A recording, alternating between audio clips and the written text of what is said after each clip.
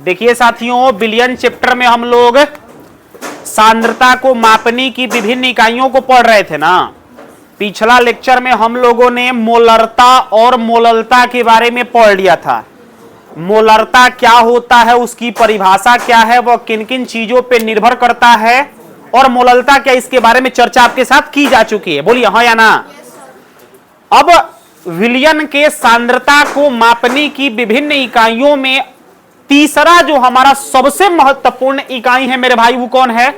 मोल अंश। कौन सा? मोल अंश। सबसे पहले तो मोल अंश के दूसरा नाम को जानना बड़ा जरूरी है, कुछ कुछ दे देता है।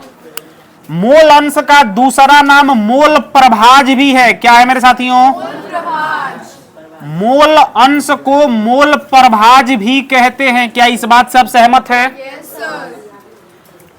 ये जो सांद्रता की मापने की इकाई है मेरे साथियों, ये इतना महत्वपूर्ण है कि आगे चल के जब हम 5-5 नंबर के अपने टॉपिक कर रहे होंगे, जैसे राउल्ट का नियम पढ़ रहे होंगे, या फिर हम लोग कोलिगेटिव प्रॉपर्टी पढ़ रहे होंगे, या फिर हम लोग एबनॉर्मल मॉलिक्यूलर मास पढ़ रहे होंगे, उस टाइम पर मेरे दोस्तों आपको हर जगह पर मोल अंश का यूज देखने को मिलेगा। मोल अंश का यूज देखने को मिलेगा। तो आइए समझते हैं मोल अंश क्या होता है।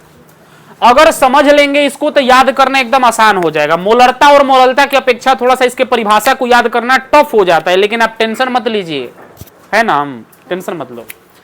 समझ लेंगे तो याद करना काफी आसान हो जाएगा। समझ लेंगे तो याद करना आसान हो जाएगा। देखिए मोल अंश क्या होता है, नाम से ही स्पष्ट है मेरे भैया, मोल अंश।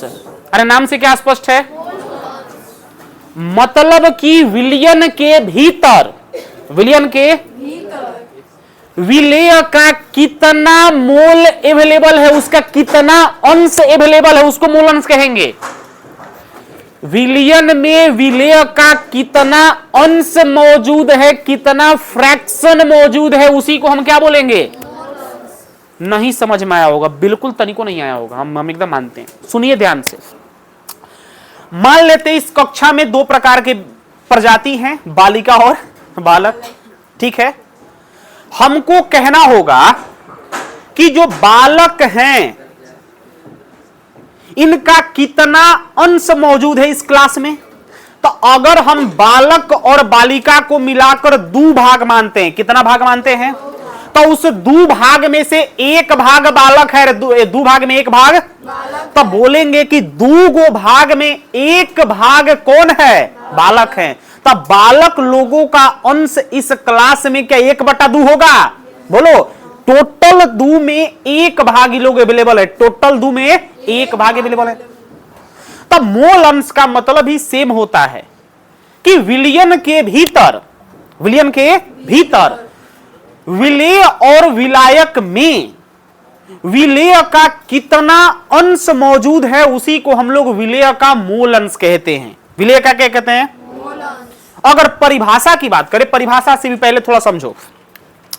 मान लो मेरे साथियों कि ये मेरा विलयन है, ये मेरा क्या है? विलयन है।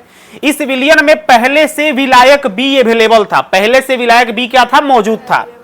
हमने इसमें विलेय ए को मिला दिया, हमने इसमें विलेय ए को मिला दिया। ठीक है, हमने विलेय ए के एन मोल को मिलाया, मतलब एन ए बोल दिया जाए, ए के मोल को हम क्या बोल दे रहे हैं? N A. और विलायक मतलब बी के मोल को हम एन बी बोल दे रहे हैं, बी के मोल को क्या बोल दे रहे हैं?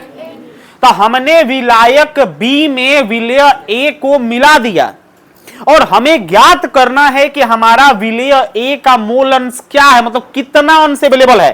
तो आप कहिएगा गुरुजी इस विलयन में टोटल 2 घटक है। कितना घटक? एगो ए है, एगो टोटल मोल विलयन में कितना हुआ? N A plus N B. Agree करते हैं कि नहीं? अरे ए का मोल हो गया एन ए, बी का मोल हो गया, तो क्या बोल सकते हैं कि टोटल मोल है गुरुजी N A plus N B. ओ करा में ए वाला का कितना अंश है? तो कहिएगा एन ए मोल है। कितना मोल? तो क्या ऊपर में एन ए लिख दिया जाए? एक मतलब यही ए वाला का मोल अंश हो गया। मतलब किसी घटक के मोल, बोलो किसी घटक का मोल। अरे किसी घटक के मोल, आप विलयन में उपस्थित सभी घटकों के मोलों के योग के अनुपात को मोल अंश। भैया शांत होके सुनो, एकदम नहीं समझ में आया होगा। फिर से, मोल अंश क्या होता है?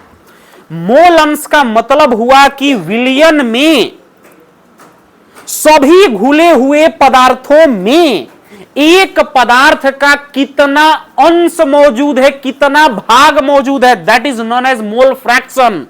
That is known as. तो मान लिया हमने कि हमारा ये विलायक है बी, विलायक क्या है? उसके मोल को हमने मान लिया NB, क्या मान लिया? और हमने मान लिया कि ये हमारा विलेय है जिसका मोल है Na। विलेय का मोल क्या है? हमने इस विलायक B में विलेय A को मिला दिया, विलेय A को क्या कर दिया? मिला दिया। तो टोटल विलयन में कितना मोल बन गया?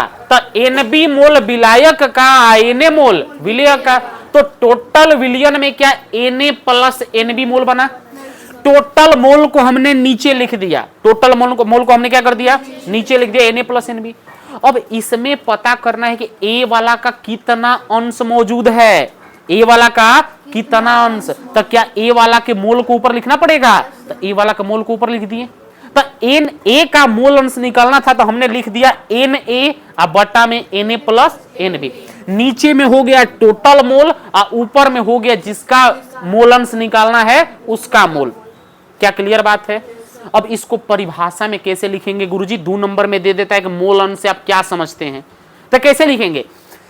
जिस घटक का मोल निकालना जिस घटक का मोल अंश निकालना है, जिस घटक का ओकर मोल को लिखेंगे ऊपर, जिसके मोल अंश को निकालना है उसके मोल को कहां लिखेंगे? और नीचे विलयन में उपस्थित सभी घटकों के मोलों को लिखेंगे, विलयन में उपस्थित सभी घटकों के मोलों को लिखेंगे। परिभाषा क्या हुआ गुरुजी? किसी घटक के मोल, किसी घटक के तथा विलयन में उपस्थित सभी घटकों के मोलों के योग के अनुपात को क्या उस घटक का मोल अंश बोलेंगे? अरे बोलो बोलो बोलो बोलो। किसी घटक के मोल तथा विलयन में उपस्थित सभी घटकों के मोलों के योग के अनुपात को मोल अंश। गुरुजी फॉर्मूला मन में रखेंगे याद करने के लिए। किसी घटक का मोल, किसी घटक का मोल आ बटा में सभी घटकों के मोलों का योग, अरे सभी घटकों के मोलों का योग।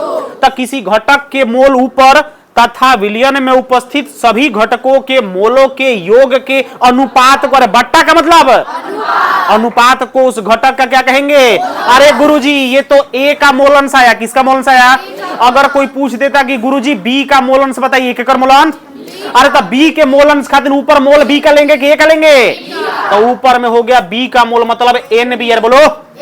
और नीचे में टोटल मोल ना, तो टोटल मोल हो जाएगा Na प्लस NB। अगर मान लीजिए गुरुजी मजा नहीं आ रहा है, मजा नहीं आ रहा है, मान लीजिए एकरा में एगो और C में मिला दिए, केकरा मिला दिए, तो अब एकरा में टोटल को मोल हो गया? अरे को घटक, तो तीनों के मोल को नीचे लिखेंगे Na plus NB plus NC। एकरा में पूछेगा कि C वाला का मोल अंश बताइए, केकर मोल अंश? तो ऊपर में केकर मोल? C वाला का NC। हाँ या ना? जवना का मोल अंश निकालना है ओकर मोल के ऊपर और नीचे में सभन के मोल को लिखेंगे। परिभाषा क्या है? किसी घटक का मोल तथा विलयन में उपस्थित सभी घटकों के मोलों के योग के अनुपात को मोल अंश। अरे किसी घटक के मोल तथा विलयन में उपस्थित सभी घटकों के मोलों के योग के अनुपात को मोल अंश। क्लियर बात है? माने जेकर मोल अंश निकालना होगा ओकर मोल के लिखेंगे ऊपर, अब बाकी टोटल विलयन के मोल को नीचे, विलयन में उपस्थित सभी घटकों के मोलों को नीचे। अरे क्लियर बात है दोस्तों? क्या क्लियर बात है? बोलो। अच्छा अच्छा, कुछ और पूछते हैं। मान लीजिए एक विलयन लिए, उस विलयन में 4 घटक हैं। कितने घटक? साथियों हमने एक विलयन ले लिया, इस विलयन में 4 घटक हैं, A plus B plus C plus. हमसे पूछा जाएगा कि गुरुजी आप इसमें से C का मोल अंश बताइए, केकर मोल अंश बताइए? अरे केकर मोल अंश बताइए? C का मोल अंश।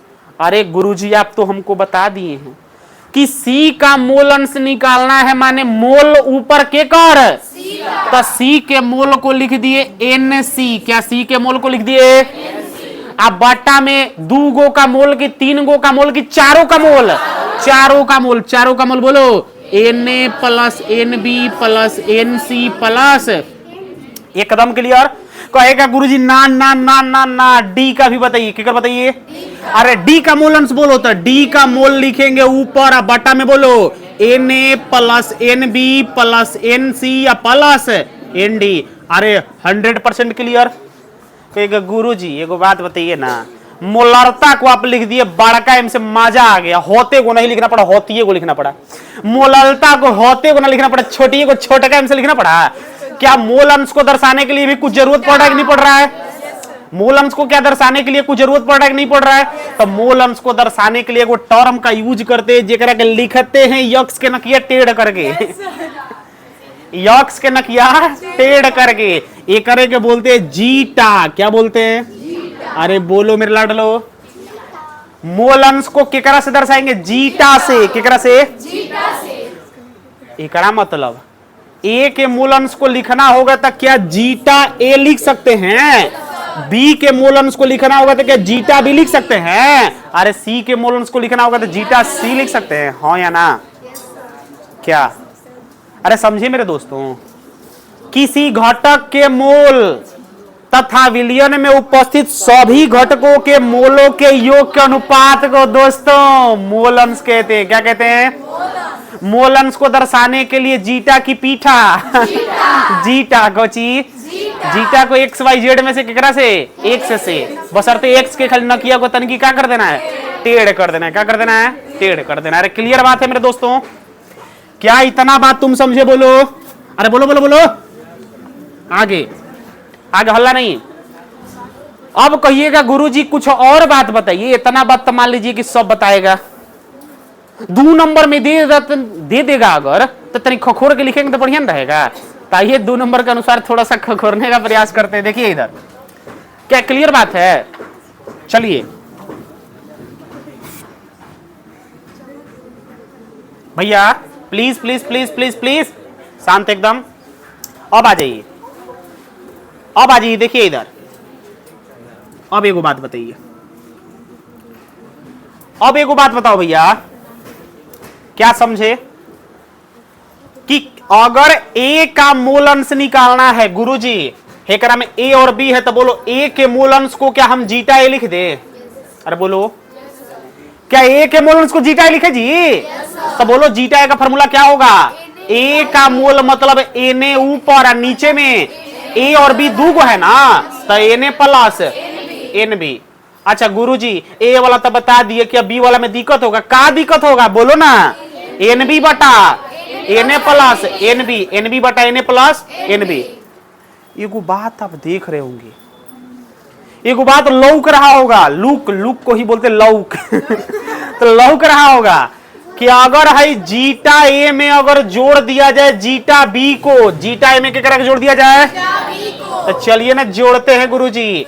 एन को अगर एन प्लस एन बी से भागा देके एन बी और एन प्लस एन बी को जोड़ना है ना, हला ना भैया प्लीज शांत। क्या बटा पर का जोड़ आता है? एलसीएम तो सेमे रह जाएगा, बोलो एन प्लस एन बी हेजा ऊपर में एन या प्लस एन। हाँ भाई साहब, ऊपर नीचे बरोबर, दो गो बढ़ियार बढ़ियार लड़ेगा तो कट के एक हो जाएगा जी। अरे बोलो तो गुरुजी पढ़ लिए पढ़ लिए पढ़ लिए कि या जीटा ए और जीटा बी का वैल्यू कितना आ गया जोड़ने पर। अच्छा एगो बात बताइए, बिलियन में 2 गो घटक था, बिलियन में तो दोनों के मोल अंश को जोड़े तो 1 आया। अरे दोनों के मोल अंश को जोड़े तो, अगर 3 गो रहता तो तीनों के मोल अंश को जोड़ते तभी 1 आता, 4 गो रहता तो वो मोल अंश को जोड़ते तो 1 आता, 5 गो रहता तो वो मोल अंश को जोड़ते तो 1 आता। माने अगर किसी विलयन में n घटक उपस्थित हो, कितने घटक? तो सभी के मोल अंशों का योग कितना? 1। मोल अंशों का योग हमेशा 1 होता है। ये बोर्ड में पूछा गया सवाल है, बोर्ड में पूछा गया सवाल है कि गुरुजी बताइए किसी विलयन में उपस्थित सभी घटकों के मोल अंशों का योग कितना? 1 0 अनंत। अरे कितना? विलयन में 3 गो घटक है, तीनों के मोल अंशों का योग। विलयन में 2 गो घटक है, दोनों के मोल अंशों का योग। विलयन में 5 गो घटक है, पांचों के मोल अंशों का योग 1। क्या क्लियर बात है? क्लियर बात है।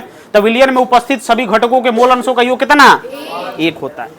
गुरुजी एक तनी प्रयोग बताइए, अगर प्रयोग से आप कौन सा बड़ा तीर मार दीजिएगा तो देखिए ना जी कैसे तीर मारते हैं।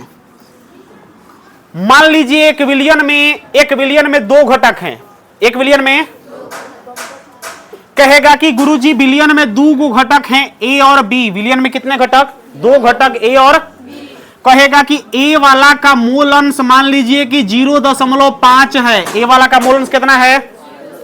कहेगा कि डायरेक्ट आप बताइए बी वाला का मूल अंश क्या होगा। तारे तो कौन सा बड़ा बात, ए वाला का मूल अंश दिया हुआ है, बी वाला का निकालना है। तब पढ़े हैं कि जीटा ए प्लस जीटा बी बराबर 1। तो जीटा ए का वैल्यू 0.5 और प्लस जीटा बी बराबर 1। तो क्या जीटा बी बराबर 1 में ले घटाएंगे तो नहीं आ जाएगा? अरे बोलो। माने एगो का मूल अंश दिया है तो क्या दूसरका का नहीं निकाल सकते हैं? और दूसरका का दिया है तो क्या पहिलका का नहीं निकाल सकते हैं? यही फायदा है, डायरेक्ट कर सकते हैं। क्लियर बात है? बोलो। अरे बोलो। आगे गुरुजी आपने मोलरता का मात्रक बताया, मोल प्रति लीटर, मोलरता का मात्रक बताया, मोल प्रति केजी। तय करो तब मात्रक कुछ होगा। ए बकलोल पूछेगा कि मोल अंश का कौची बताइए? मात्रक। अरे क्या पूछेगा? मोल अंश का क्या होगा मात्रक? कोई हमको बता सकता है? अरे भैया ऊपरों मोल है और नीचहू मोल है, क्या मोल से मोल कट जाएगा? अरे कट जाएगा तो कुछ बचेगा? नहीं बचेगा। माने बोलेंगे कि मोल अंश का कोई मात्रक, अर्थात मोल अंश मात्रक हीन और बीमा हीन। और जब मात्रक ये नहीं तो बीमा होगा, अर्थात मोल अंश गुरुजी मात्रक हीन और अच्छा गुरुजी एगो और ही बात बताइए। आप तो कहे थे कि मोलरता तापमान पे निर्भर करता है, मोलरता तापमान पे निर्भर नहीं करता है, तो मोल अंश क्या हम एगो बात बताए थे? अल्लाह ना, क्या एगो बात बताए थे कि वही राशि हमारा तापमान पर निर्भर करेगा। जवाना में आयतन आएगा, कुछ आएगा एक में दूर तक कहीं पर आयतन नजर आ रहा है? आयतन नहीं है, मतलब मोल अंश भी तापमान पर निर्भर भी तना खोर के लिख देंगे, 2 नंबर नहीं देगा। तो तुलसीदास का दूसर का पदवा उसको नहीं सुना देंगे। क्लियर बात है जी, 100% क्लियर बात है मेरे लाडलो। हाँ, क्या मोल अंश का कौन मात्रक होगा? क्या मोल अंश तापमान पे निर्भर करेगा?